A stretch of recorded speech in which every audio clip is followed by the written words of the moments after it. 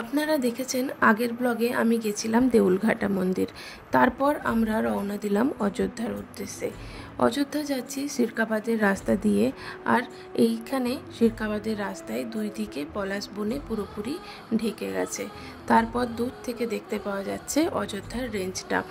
সিরকাবাদ গ্রামে মাটির যে বাড়িগুলো সেইগুলোতে আদিবাসীরা খুব সুন্দর এইভাবে রং করে এবং আঁকে, যে জিনিসগুলো দেখার জন্যই এই রাস্তা দিয়ে আমার যাওয়া। তারপর আমরা পৌঁছে গেলাম অযোধ্যার একেবারে টপে ভিউ পয়েন্টে। সেইখান থেকে দূরের ভিউটা দেখতে সত্যিই দারুণ লাগছিল এবং সেইখানে এক গ্লাস করে আগে আখের রস খেলাম। তারপর চলে এলাম আপার ড্যামে।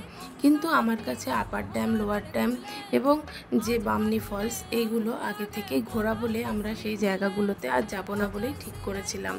একেবারে পৌঁছে গেলাম লহরিয়া শিব মন্দিরে।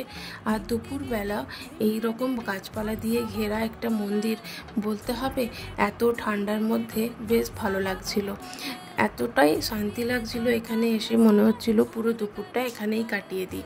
কিন্তু বেশিক্ষণ টাইম নিলাম না, কারণ কিছুটা খিদেও পেয়ে গেছিলো। আর তারপর চলে যাব বলে ঠিক করলাম যে লাঞ্চ করতে। শুনলাম এখানে গাজন, চড়ক এই সমস্ত হয়ে থাকে।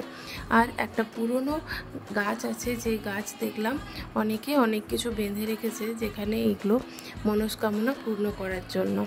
বেশিক্ষণ এখানে থাকা হয়নি, কিছু কেনাকাটা করে তারপর চলে গেলাম একটা নর্মালি ভাতের হোটেলে। আর সেইখানে খাওয়া দাওয়াটা কমপ্লিট করে নিলাম।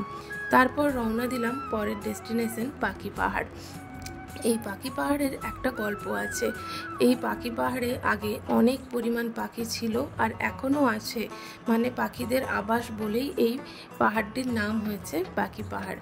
আর এখানে একজন প্রাক্তন স্টুডেন্ট, যিনি কলকাতা আর্ট কলেজের চিত্ত দে বলে নাম, তিনি হচ্ছেন এই রকমভাবে পাথরের ওপর বিভিন্ন আঁকা করে জিনিসটিকে আরও প্রসিদ্ধ করেছেন। এবং এইটার জন্য তিনি সরকারের কাছে অনেক কষ্টে একটা পারমিশন পেয়েছেন, মোটামুটি 1995 সালে। তিনি এখানে সেই দিনও ছিলেন যখন আমরা ঘুরতে যাই। আসলে তার একটাই কথা, যেন পাখি এবং তার সাথে বন সংরক্ষণ করা হয়। সত্যি এত সুন্দরভাবে পাখি আর এত গাছপালা দিয়ে ঘেরা এই পাহাড় দেখে পুরো চোখ জুড়িয়ে যায়। তারপর পৌঁছলাম আমরা পাখি পাহাড় দেখে পরে এই পলাশ বনে, যেটা বলরামপুরের রাস্তায় পড়ছে। আর দুই দিকে পলাশের বন কাটিয়েই এলাম শালবনে। শালবনে নতুন পাতা গজিয়েছে, দুই দিকে হালকা সবুজ রঙের যে পাতা ভরে উঠেছে গাছে গাছে। সত্যি এত দারুণ লাগছিল এই রাস্তা দিয়ে বাড়ি ফেরার সময়। তারপর সানসেটটা এনজয় করলাম বলরামপুরে। কেমন লাগলো ব্লগটা নিশ্চয়ই